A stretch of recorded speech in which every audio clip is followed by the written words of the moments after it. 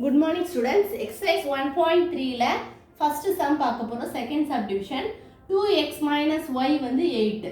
3x plus 2y equal to minus 2. இது வந்து ரெண்டு ஈக்குவேஷன் கொடுத்திருக்காங்க. இன்வர்ஷன் மெத்தட்ல கண்டுபிடிக்க சொல்லி கொடுத்திருக்காங்க. x and y வந்து நம்ம என்ன செய்ய போறோம்? கண்டுபிடிக்க போறோம். first சொல்யூஷன் பாருங்க. கொடுத்திருக்க given எழுதிக்கோங்க. அப்புறம் the matrix form of the system is இது வந்து ஒரு matrix ஃபார்முக்கு நீங்க முதல்ல எடுத்து எழுதணும்.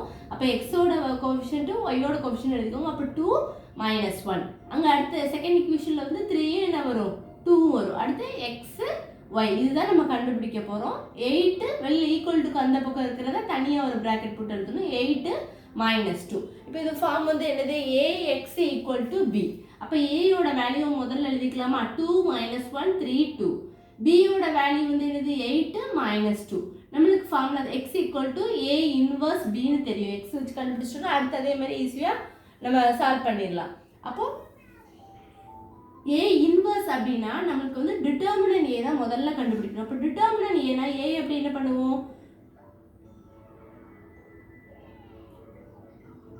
a ஃபர்ஸ்ட் கண்டுபிடிக்கும் போது 2 minus 1 3 2 எழுதிக்கோங்க. அப்போ 2 2s are 4 ஏற்கனவே ஒரு மைனஸ் இருக்கும். இங்க வந்து 1 3 is 3 ஒரு மைனஸ் இருக்குமா மைனஸ் மைனஸ் உங்களுக்கு சேர்ந்து என்ன ஆயிரும் பிளஸ் ஆயிரும் 3. அப்போ 4 plus 3 equal to 7.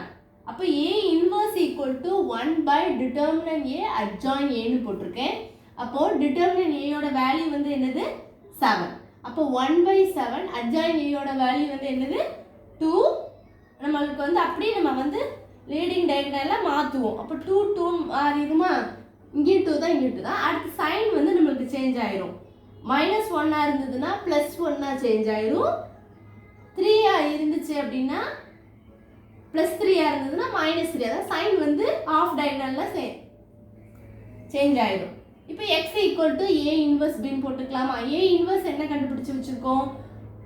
ஃபார்முலா வந்து என்னது 1 by determinant a adjoint a. அப்ப அந்த determinant a நம்ம என்ன கண்டுபிடிச்சு வச்சிருக்கோம் 7. so 1 by 7 adjoint a யோட வேல்யூ போட்டுட்டு b யோட வேல்யூ போட்டுக்கோங்க.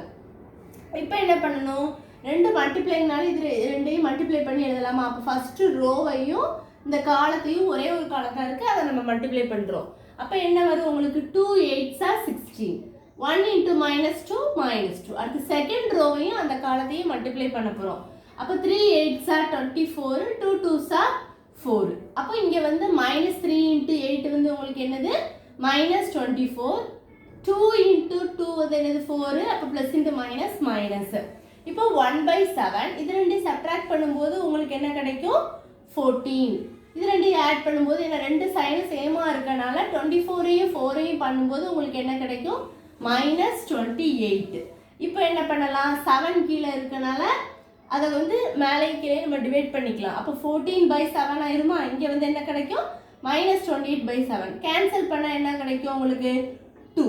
இது ரெண்டையும் கேன்சல் பண்ணா உங்களுக்கு -4. அப்ப x ஓட வேல்யூ கிடைச்சிருச்சா 2 y ஓட வேல்யூ -4.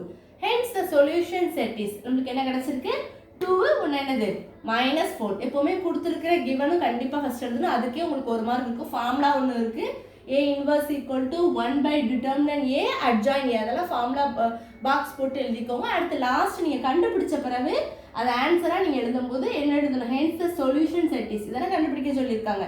so 2 1 -4 அப்படி எடுத்து எழுதணும். அதுக்கெல்லாம் தனி மார்க் இருக்கும். ஸோ கரெக்டாக எழுதுங்க. ஃபார்முலா பாக்ஸ் போட்டு எழுதுங்க ஸ்டூடெண்ட்ஸ். எதுவும் டவுட் இருந்தால் கேளுங்க. தேங்க்யூ.